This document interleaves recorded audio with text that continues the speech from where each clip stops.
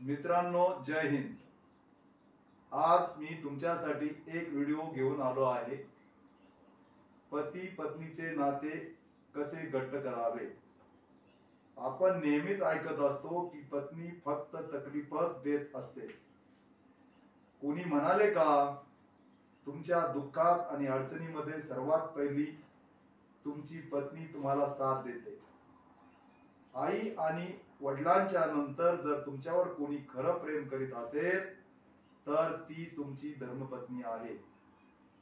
पती पत्नीचा जरी राग राग करीत असेल याचा अर्थ असा मुळीच होत नाही की तो तिच्यावर प्रेम करीत नाही। तो राग वरचेवर करीत असतो। खरी गोष्ट ही आहे की तो आपल्या पत्नीवर अंतःकरणापासून प्रेम करीत असतो, फक्त व्यक्त करीत नाही। प्रत्येक पतीची अपेक्षा असते की त्याच्या पत्नीने त्याला मान द्यावा, त्याच्या आवडी नावडी जपाव्यात, घराला व्यवस्थित ठेवावे, नीटनेटके राहावे, जे कपडे घातले आहेत ते प्रॉपर असावेत। पत्नी जे करीत ते मनापासून करावे, दिखावा बिलकुल करू नये। पती जर काही महत्वाची गोष्ट सांगत असेल तर तिने ध्यान देऊन ऐकावे। पतीच्या बोलण्याला नजरअंदाज करू नये, इकडे तिकडे पाहून त्यांना इग्नोर करू नये। घरामध्ये येणारे पाहुणे व इतरांबरोबर चांगला व्यवहार करावा, चांगले बोलावे।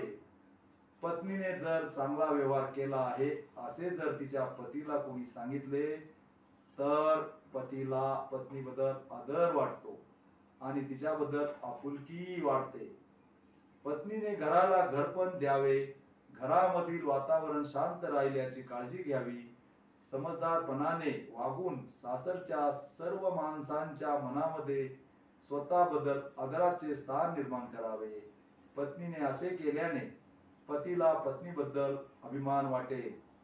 पतीने चांगले कार्य केले तर तुम्ही त्यांचे मन भरून कौतुक करा, जसे की तुम्ही आपल्या मुलांची छान काळजी घेतात, आपल्या घरात आलेले संकट चुटकीमध्ये सोडवितात, नाती गोती सांभाळतात।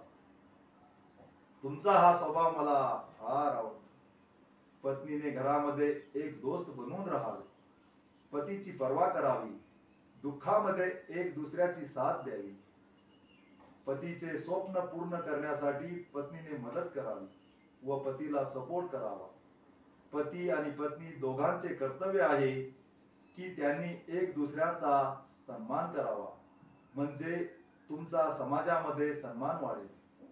पती आणि पत्नीमध्ये कोणी एक रागावला असेल तर अशा वेळी एकाने शांत राहिलेले कधीही बरे। पत्नीने लक्ष ठेवायला हवे की आई वडिलांच्या नंतर तुमच्या गरजा फक्त तुमचा पती पूर्ण करीतो। पतीचे वय ढळत असताना पतीचा व्यवहार थोडा बदलेल, जसे की चिडचिड करणे, थोड्या थोड्या गोष्टीचा राग येणे, विसरभोळेपणा येणे। अशा वेळी पत्नीचे कर्तव्य आहे की तिने पतीला समजून घ्यावे।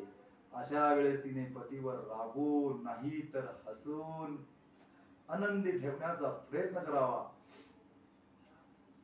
पत्नीची इच्छा असते की तिला माहेराप्रमाणे सासरमध्ये देखील प्रेम मिळावे, परंतु हे थोडे अशक्य आहे, कारण सासरमधील सदस्य हे बाहेरून आलेले असतात।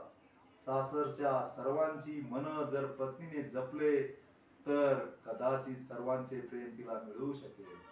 सासू व सुनेंचे भांडण होत असते तेव्हा नवऱ्याची कशी चटणी होते तुम्हाला न सांगितलेलेच बरे।